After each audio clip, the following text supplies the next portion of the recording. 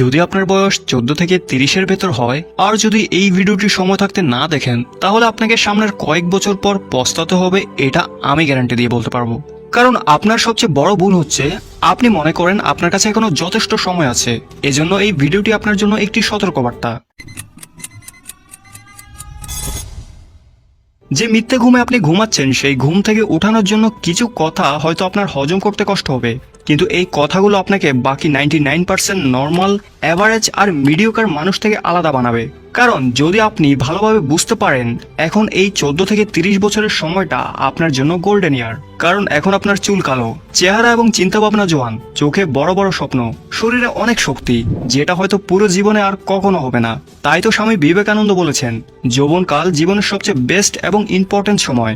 এই সময় আপনি যে কাজ করেন সেটাই ডিসাইড করে আপনার সামনের বছরগুলো কেমন হবে। কিন্তু আপনি যদি এই বয়সে আপনার কমফোর্ট জোনে আটকে থাকেন, আপনার সময়, এনার্জি, লার্নিং পাওয়ার আর পোটেনশিয়ালকে অযথা যদি নষ্ট করেন ফোনের পেছনে অথবা অন্য কোনো ফালতু জিনিসে, তাহলে আপনি আপনার সাথে এবং আপনার একটিমাত্র জীবনের সাথে আর আপনার প্যারেন্টসের সাথে অনেক খারাপ করবেন। দেখুন, আমার মূল উদ্দেশ্য আপনার দোষ খুঁজে বের করা না, বরং আমার উদ্দেশ্য হলো আমি এবং আপনি মিলে আমাদের একটি ভালো জীবন পেতে যা যা করা লাগে তা করা এবং তা অ্যাচিভ করতে আপনাকে সাহায্য করা। সেই জীবন, যে জীবন আপনি ডিজার্ভ করেন, যার জন্য আপনার জন্ম হয়েছে।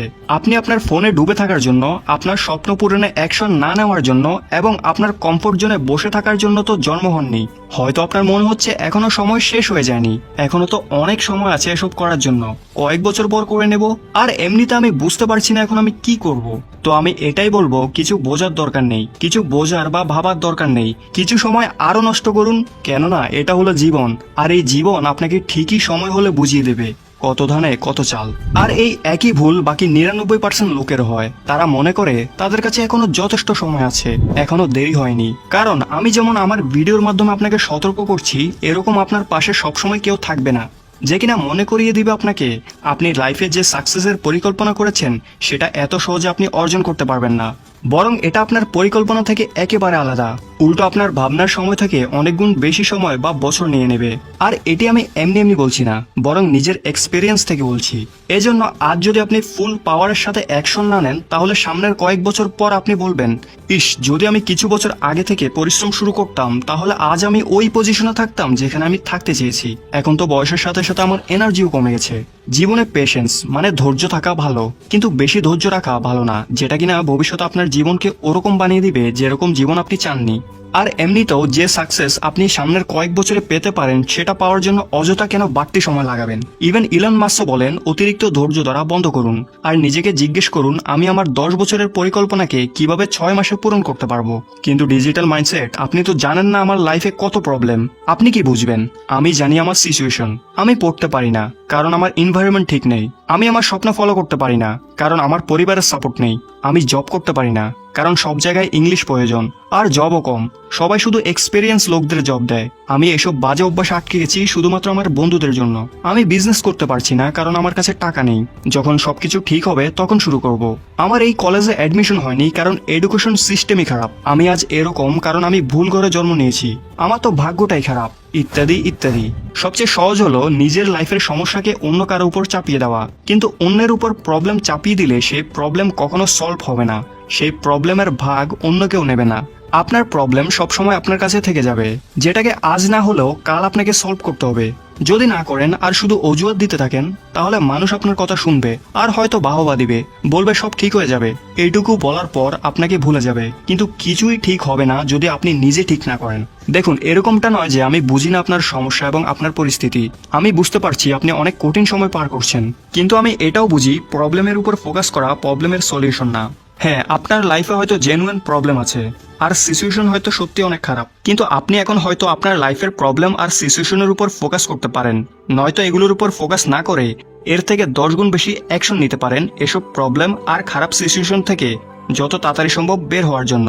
কারণ যতটা রিস্ক আপনি আপনার এই বয়সে নিতে পারবেন, ততটা রিস্ক আপনি বিয়ের পর, বাচ্চা হওয়ার পর অথবা যখন আপনার উপর দায়িত্ব বেড়ে যাবে আর আপনার বয়স হয়ে যাবে তখন আপনি নিতে পারবেন না।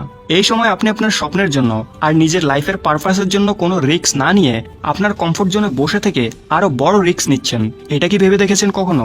রিস্ক নেওয়া মানে এটা না যে আপনি যে কোনো রিস্ক নিয়ে নেবেন, বরং আপনাকে ভেবে চিনতে আপনার স্বপ্ন পূরণে ক্যালকুলেটেড রিস্ক নিতে হবে। প্রত্যেকটা রিস্ক আপনার কাছ থেকে সময় এবং এনার্জি কেড়ে নেয়, যে দুটোরই এখন আপনার কাছে কোনো কমতি নেই। আপনি শুধু সেটা ভুল জায়গায় ইনভেস্ট করছেন, এটাই আপনার ভুল। কিন্তু এরকম কেন?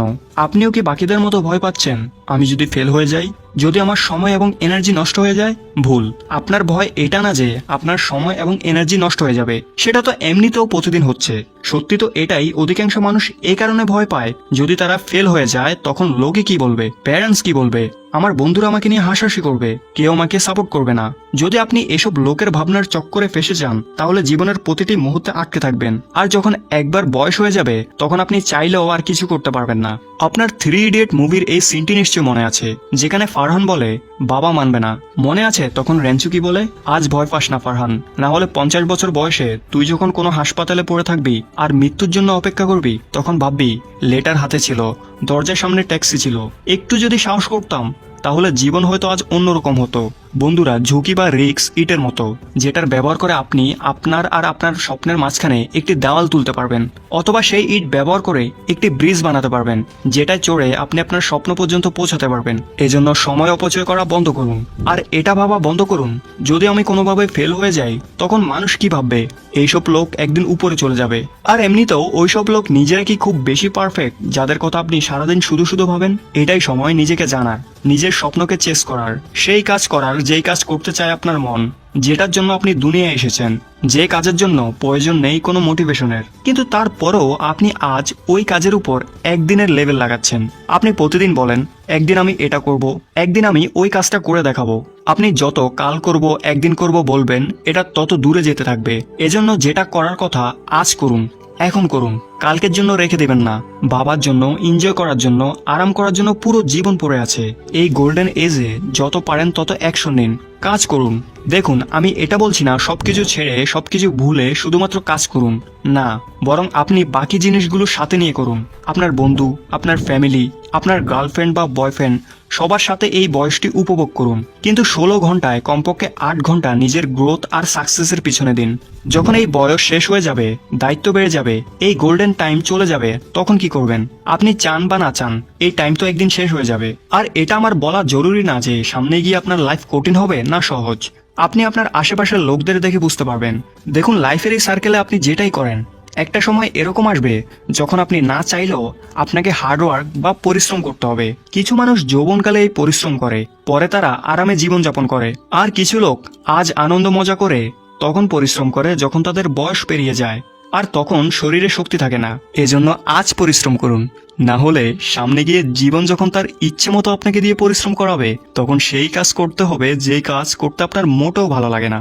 আপনাকে সেটা জোর করে নিজের ইচ্ছের বিরুদ্ধে করতে হবে, তখন সেটা আপনার চয়েস নয়, বাধ্য হয়ে করতে হবে, যার ফলে অনেক কষ্ট আপনাকে সহ্য করতে হবে। অন্যদিকে আপনি যদি আপনার এই গোল্ডেন এজের মূল্য বুঝতে পারেন এবং সামনের 8 থেকে 10 বছর জান প্রাণ দিয়ে পরিশ্রম করে নিজেকে একটা পজিশনে এনে দাঁড় করে ফেলেন, তখন সামনের 50 বছর শান্তিতে কাটাতে পারবেন। আজ থেকে 20-30 বছর পর আপনি যখন রাতের আধারে আপনার বাড়ির ছাদে দাঁড়িয়ে আকাশ দেখবেন, তখন আপনার চোখ খুশিতে ভরে উঠবে। আপনি নিজের প্রতি এবং নিজের কঠোর পরিশ্রমের প্রতি কতটা গর্ববোধ করবেন। ওই সময় আপনি মনে মনে নিজেই নিজের যৌবন বয়সের সেই ছেলেটি বা মেয়েটিকে বলবেন, থ্যাংক ইউ। ভিডিওটি ভালো লাগলে লাইক করুন, কমেন্টে আপনার মতামত জানান।